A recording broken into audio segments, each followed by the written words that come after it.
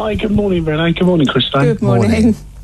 I just want to say that you were talking about Islamophobia earlier on, and I was sort of thinking to myself, how I think it might be a natural state of mind, because if you think that now in our country, I mean, I'm from London, I'm 47, I grew up in SE21, and when I was a kid, people weren't beaming messages on our Houses of Parliament. We didn't have anti-Jewish and anti-British marches in London. We hadn't imported FGM, honour killing, sham marriage, suicide bombing, the full veil, grooming gangs, all from the Islamic third world. And I think for the past 20 or 30 years, we've been telling our government that we didn't want illegal immigration at all, and we wanted legal immigration cut down to extremely low numbers, because we know on the ground that this is what it leads to. Now the MPs' lives are in danger and they're being harassed. They're kind of catching up with the public. We've seen the degradation. When I was a kid in London in the early 80s, if someone got stabbed or shot, my whole family gathered around the TV. Oh my God, someone got stabbed in Camberwell. It was a shock. Yeah. Now it happens 3 times a day and we don't pay any attention. So we've seen the degradation. We've seen third world immigration ruin the country. If we're looking at crime, for argument's sake, right? Homogenous countries, if you look at the Eurostat figures, homogenous countries have the least amount of crime. So Slovenia, Slovakia, Hungary. I think Poland's got the least amount of crime with the least amount of immigration. You can take examples like Japan. Homogenous countries tend to be more unified, tend to have less crime. I think most people in this country are living in a country they didn't want or ask for or vote for. Do you think, where has that come from? Do you think that it's come from...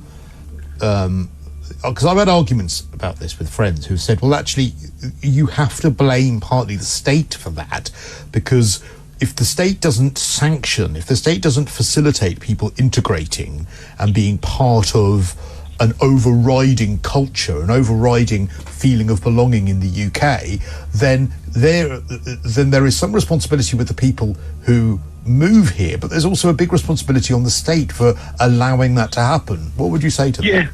Well, I'd say if you were an adult before 1997, which I was in my mid to late teens, I think after that date when Blair got in and intentionally rubbed the noses of the right in diversity, I think after that point, what we invented was multiculturalism, which is a complete lie. What we should be saying at the door, there's 2 factors. Number 1, at the door, this is Britain, this is how we operate. If you don't like it, you don't have to live here, okay? And I think the sheer volumes of people... we were talking about maybe a quarter added to the population since the early 90s. I mean, if you think about it this way, in 1951, if you look at the census results, 98.8% of the British public were Christian, spoke English as a first language, and were white. Okay, and in less than one man's lifetime, we've had our country completely changed before our eyes, and most people didn't want or ask for it. So we didn't. No one ever wanted this. I'm from London. I moved out because I didn't want to live there.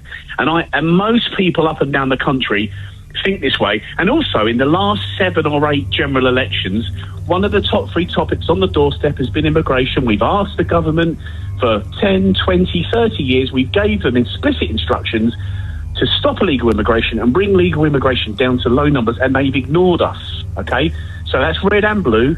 So what do we do? How else can we make it clear that we didn't ever want this? How can we were never asked.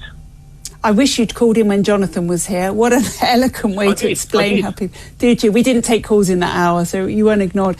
I mean, it's a beautiful way of summarising how people who are actually living outside of the Westminster bubble are feeling, I think. Yeah, well, this is the thing, Renee. Most people in the UK, I'd imagine, if we had a referendum, would agree with me. But I'm being ignored, OK? I moved out... And do you think what's happening on the streets when it comes to the...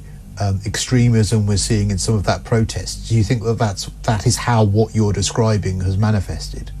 Well, absolutely. If you think about it, right, I'm an Englishman that lives in England. I don't know any Israeli Jews. I don't know any Palestinians. I've never met a Russian or a Ukrainian. Why have I got this on my news 24/7? Why are hundreds of thousands of people in my capital city anti-British, anti-Jewish sentiment? I've got nothing to do with it, and I don't want anything to do with it.